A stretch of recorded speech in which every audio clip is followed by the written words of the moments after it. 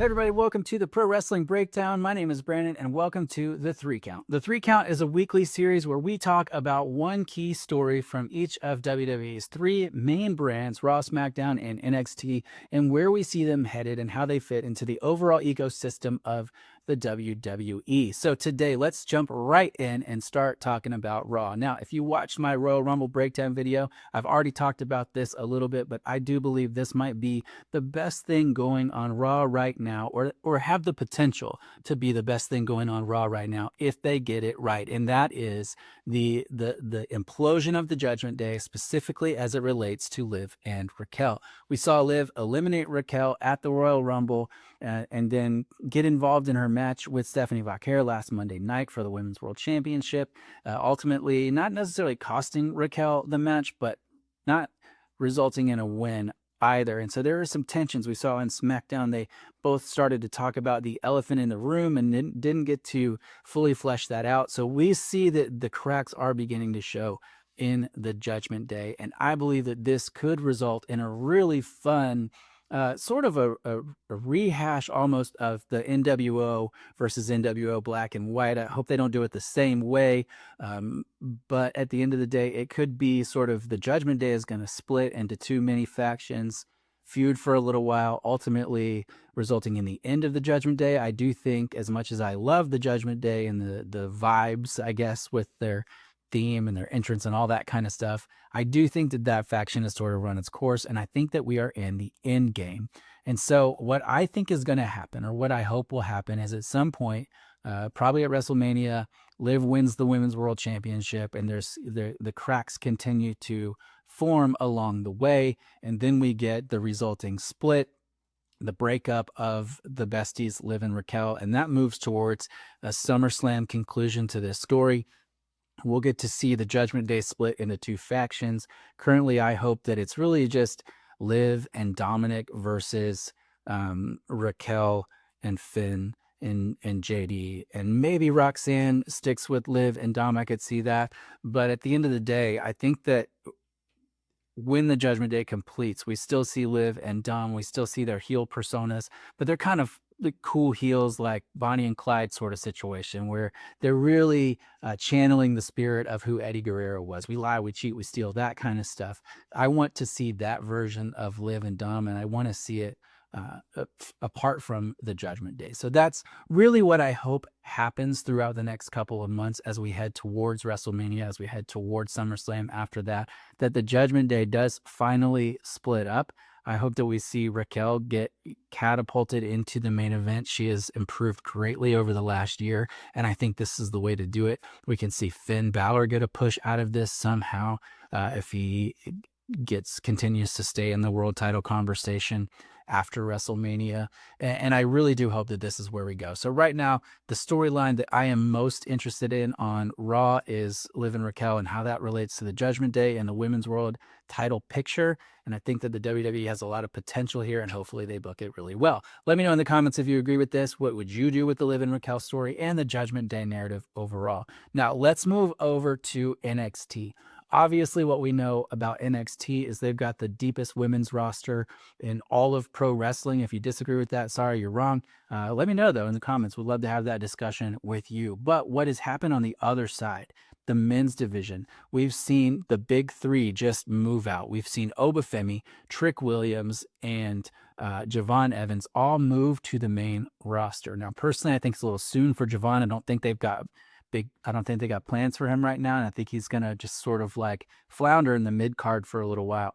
But Trick Williams and Obafemi, obviously huge stars right now. I think Javon has that potential, but Trick and Oba have been presented as huge stars, and we'll talk more about them in another video. But right now, the question is, with NXT specifically on the men's side, how do they rebuild? How do they replace the loss of the big three? And honestly, it kind of looks like, as far as the men's division goes, they're scrambling a little bit. They just had that 7-man ladder match. that was really, really good. They put the belt on Joe Hendry, which I think was a good choice. Obviously, Ricky Saints coming up a little short in that match, and those are their 1 and 1A right now in NXT. It's Joe Hendry, it's Ricky Saints. We've got some other guys coming up, and if they can book them well, we can backfill that men's division pretty quickly. A guy like Dion Lennox leading Dark State, man, Dark State has not been booked well. If they can kind of tweak that and fix that, it could push Dion Lennox to be one of those guys.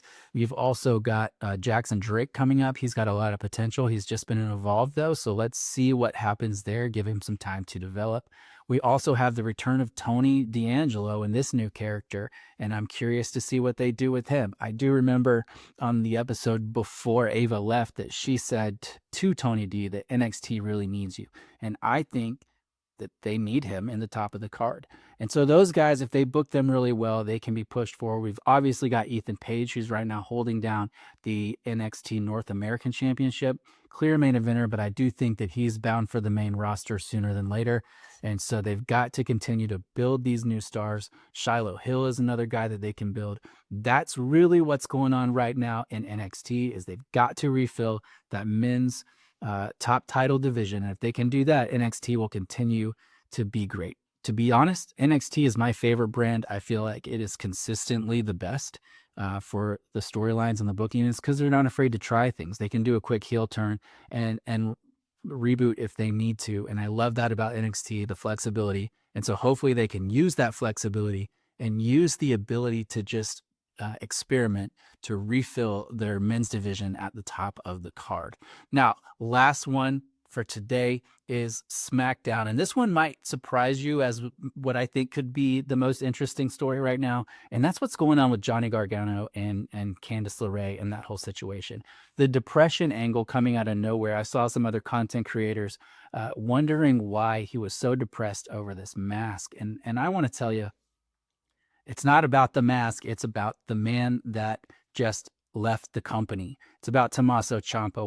What Johnny Gargano is really going through is he lost his friend, and the mask was the last thing that he had to sort of remember him. This was we did this heist of this mask together, and now I've lost my friend, and I've lost the last sort of like token of that friendship that we had. And so that is the journey that we're on with Johnny. And I'm already all in. He's posted on social media recently for the Super Bowl. He was laying on the table, just depressed again.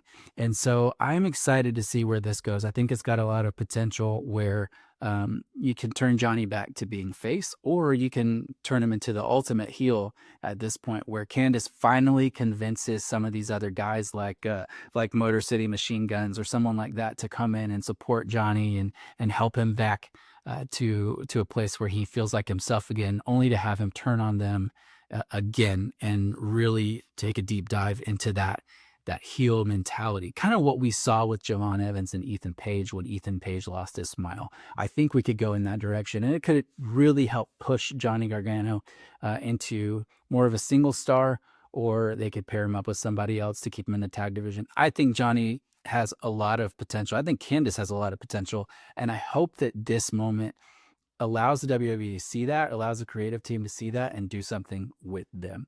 Let me know what you think about this one in the comments too. I think this one is a little bit deeper than the surface level, and that's kind of fun to get into from time to time.